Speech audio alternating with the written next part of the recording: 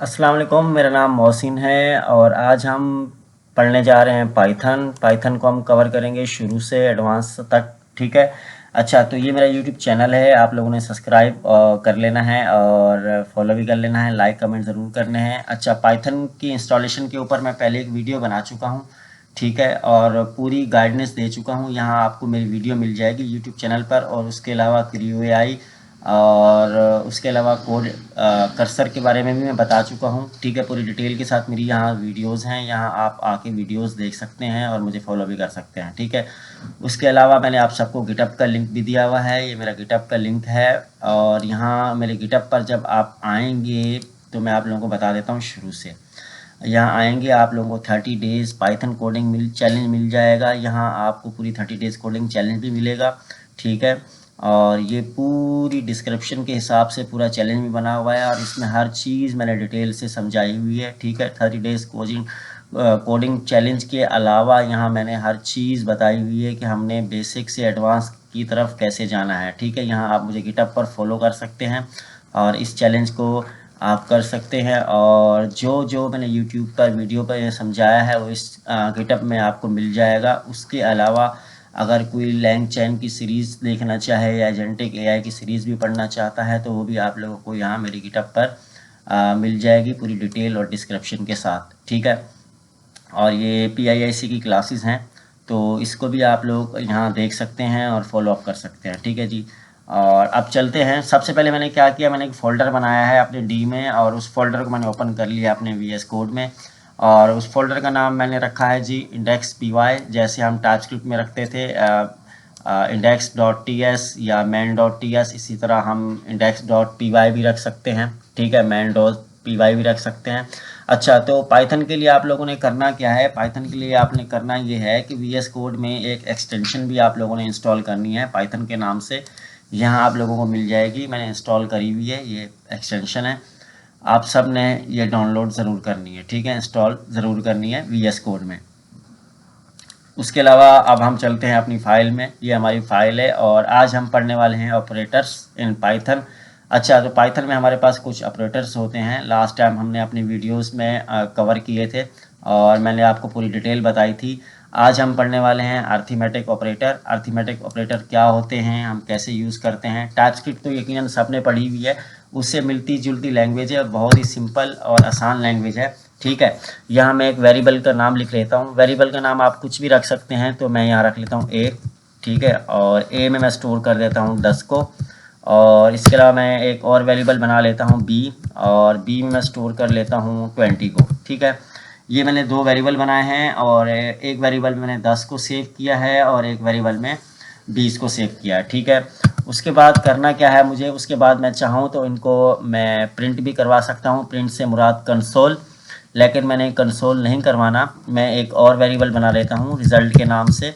ठीक है, रिज़ल्ट के नाम से मैंने एक वेरिएबल बनाया और उसमें मैं कर देता हूँ प्लस बी।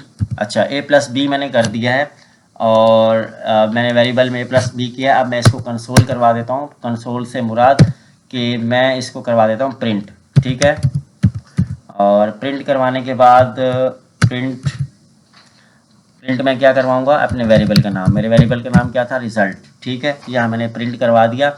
और मैं पहली वीडियो में जैसे सबको बता चुका हूँ, तो अब हमने टर्मिनल में इसको चेक कैसे करना है। यहाँ पे पाइथन के एक्सटेंशन डाउनलोड करने के बाद हमारे पास यहाँ पे ऐसा प्ले का बटन आ रहा होता है। ठीक है, इस प्ले के ऊपर के बटन के ऊपर जैसे ही हम क्लिक करेंगे तो ये खुद ब खुद हमारे टर्मिनल में रन हो जाएगी। अब देखें यहाँ मैंने, अच्छा ये मैंने पहले किया हुआ था कोड, ये उसका आंसर है। और अभी जो हमने ये किया है तो इसका आंसर यहाँ पे आ रहा है 30, यानी A+B, यानी हमने ये क्या किया है, हमने एडिशन किया है। ठीक है, हमने टाइपस्क्रिप्ट में तकरीबन सब ने पढ़े होंगे एडिशन और डिवाइड, डिवीजन। ठीक है, और मॉड्यूलस तकरीबन लोगों ने पढ़े हुए होंगे।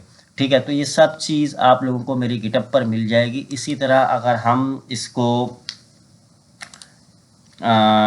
हम डिवीजन में करना चाहें तो डिवीजन में हम कैसे करेंगे, मैं यहाँ कोई भी वेरिएबल का नाम रख लेता हूँ, मतलब आप मिसाल के तौर पर C। ठीक है, और मैं C में स्टोर कर देता हूँ 30 को।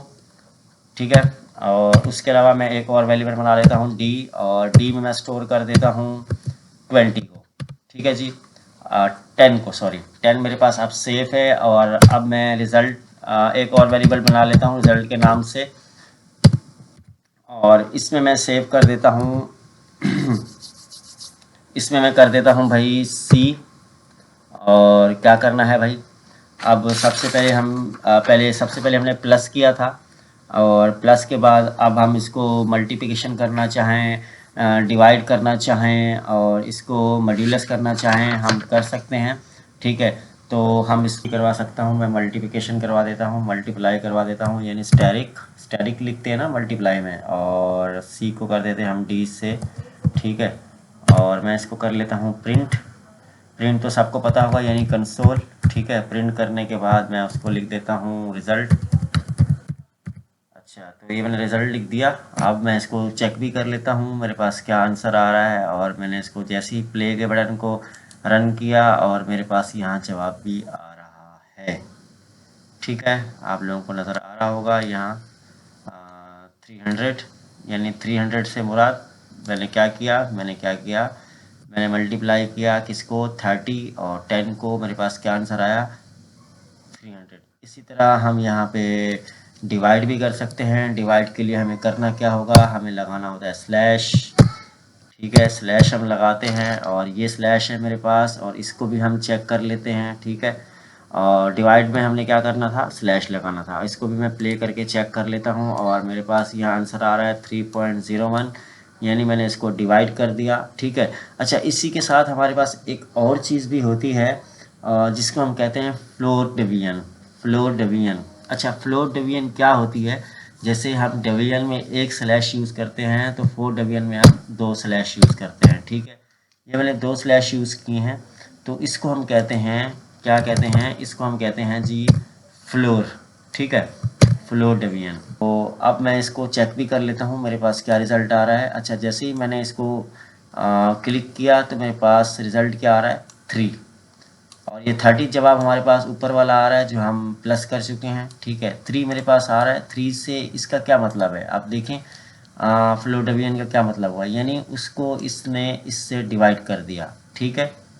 डिवीजन, फ्लो डिवीजन मतलब इसने इसका जवाब 3 दिया, यानी इसको इससे इसने डिवाइड किया, नीचे वाले को ऊपर वाले से, ठीक है। अगर ये हमारे पास एक होगा तो वो इन दोनों को डिवाइड करेगा, ठीक है, इन दोनों को डिवाइड करेगा और जवाब हमें दे देगा 300। अगर हम इसको डबल कर लेते हैं तो ये इसकी यानी पावर लगा के, 10 की पावर लगा के इसको इस पर डिवाइड कर देगा। जैसे 10 की पावर हमने कर दी 3, तो कितना बनता है 30, तो इस तरह वो डिवाइड कर देगा। इसको हम कहते हैं फ्लोट डिवीजन, ठीक है जी। इसी तरह आप सबको पता होगा हमारे पास हम इसको माइनस भी कर सकते हैं, और इसके अलावा मॉड्यूलस भी हमारे पास होता है। मॉड्यूलस का तकरीबन यकीनन सबको पता होगा, सबने टाइपस्क्रिप्ट पढ़ा हुआ है। मॉड्यूलस किसको कहते हैं, मॉड्यूलस जो होता है हम इसको यूज़ करते हैं, तो इसको कहते हैं हम मॉड्यूलस, ठीक है। इसको मैं कमेंट कर देता हूँ, ठीक है, ताकि बार बार इसका हमारे पास आंसर ना आए। अच्छा, इसको भी हम प्ले करके देख लेते हैं, रन करके हमारे पास मॉड्यूलस में क्या आंसर आ रहा है, और मॉड्यूलस में हमारे पास आंसर आ रहा है 0, ठीक है। मॉड्यूलस को भी सबको पता होगा कि मॉड्यूलस में किस तरह वर्क करता है। जैसे यहाँ पे हम कर देते हैं 32, 33, और इसको हम फिर रन करके देखते हैं। अब यहाँ देखें मेरे पास क्या आंसर आ रहा है 3, ठीक है।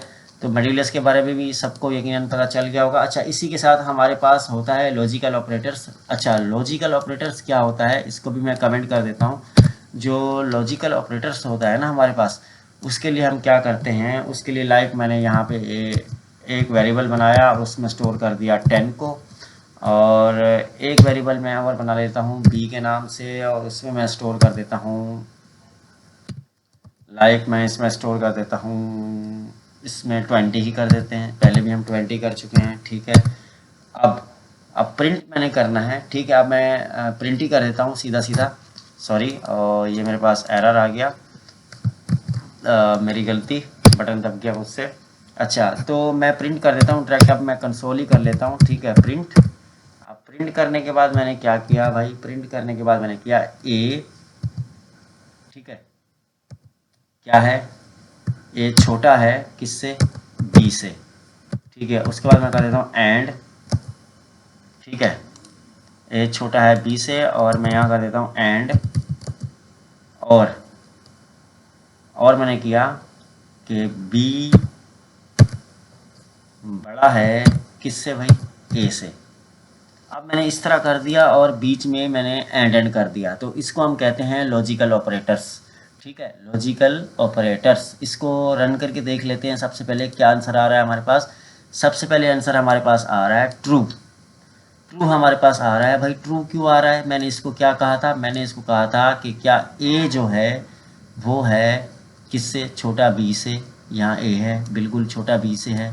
और मैंने यहाँ कहा इसको बी बड़ा है ए से, बिल्कुल उसको वो भी मैंने कहा कि बी बड़ा है ए से, और उसने मुझे जवाब क्या दिया, ट्रू।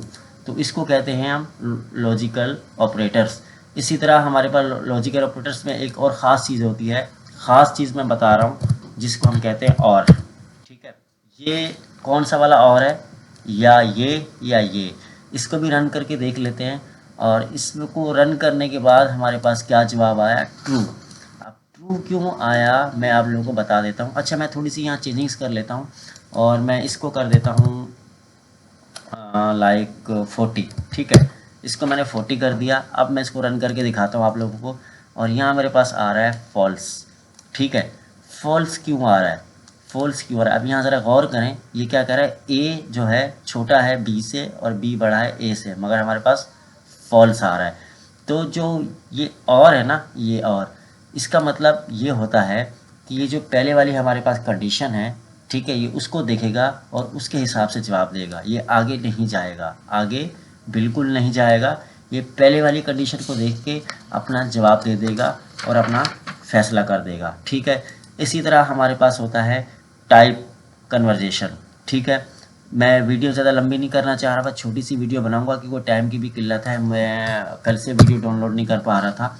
ठीक है, आज मैंने डाउनलोड की, और आज हमने पढ़ा है क्या पढ़ा है, पाइथन के हमने ऑपरेटर्स पढ़े हैं। पाइथन में ऑपरेटर कौन कौन से होते हैं, अरिथमेटिक ऑपरेटर, ठीक है, होते हैं हमारे पास, लॉजिकल ऑपरेटर होते हैं हमारे पास, और टाइप कन्वर्जेशन ऑपरेटर्स होते हैं हमारे पास। ठीक है, तो आप सबको प्रैक्टिस के लिए करना क्या होगा, ठीक है, मेरी ये वीडियो देखनी होगी, और इसको समझने के बाद आपने सीधा जाना होगा मेरे गिटअप पर। ठीक है, मेरी गिटअप का नाम है मोहसिन रज़ा 23, ये मेरे गिटअप का नाम है, आप लोगों को मिल जाएगा सर्च करने पर। उसके बाद आपने यहाँ आना है 30 डेज़ पाइथन के अंदर, और 30 डेज़ पाइथन के अंदर जैसे ही यहाँ आप आके इसको क्लिक करके थोड़ा सा स्क्रॉल करेंगे, रीडमी की फ़ाइल आप लोगों को मिल जाएगी, और इस रीडमी की फ़ाइल में आप लोगों को 30 डेज़ कोडिंग चैलेंज मिल रहा है, बेसिक टू एडवांस पाइथन का। और उसके अलावा जो मैंने अभी आपको पढ़ाया है पाइथन के ऑपरेटर्स, ठीक है, वो आप लोगों को मिल जाएंगे यहाँ। ये देखिए, यहाँ पे आपको पाइथन के सारे ऑपरेटर्स मिल जाएंगे कि किस ऑपरेटर का यूज़ कैसे हो रहा है, पूरी डिटेल के साथ मैंने गिटअप को बना के रखा हुआ है। हर चीज़ है हमारे पास। देखिए, फ्लोट डिवीजन का भी मैंने आपको अभी बताया, मॉड्यूलस का भी बताया, हर चीज़ आप लोगों को डिटेल में यहाँ से मिल जाएगी, और आपने इसको फॉलो अप करके प्रैक्टिस करनी है अच्छे से, ताकि अगले क्वार्टर में जाने से पहले हमारे पास पाइथन की बेसिक नॉलेज हो। ठीक है, इस बार तो खैर पाइथन को मैंने VS कोड में यूज़ किया है। इंशाल्लाह अगली वीडियोस में हम इसको गूगल कोलैब्स में भी यूज़ करेंगे और कर्सर में भी यूज़ करेंगे। ठीक है, और साथ साथ मैं एजेंटिक AI की सीरीज़ पर भी वीडियोस बनाने वाला हूँ, एजेंटिक AI सीरीज़ पर। उसकी सीरीज़ के लिए भी आपको मेरी गिटअप पर सब मिल जाएगा। ठीक है, उसकी वीडियोस भी आने वाली हैं, तो काइंडली अगली वीडियोस को देखने के लिए लाइक सब्सक्राइब ज़रूर कीजिएगा, और बेल आइकॉन के बटन को भी दबा दीजिएगा। आप लोग सपोर्ट करते हैं तो हम वीडियोस बनाते हैं टाइम निकाल कर, वैसे टाइम तो नहीं होता, सपोर्ट ज़रूर करिएगा। थैंक यू जी, अल्लाह हाफिज़।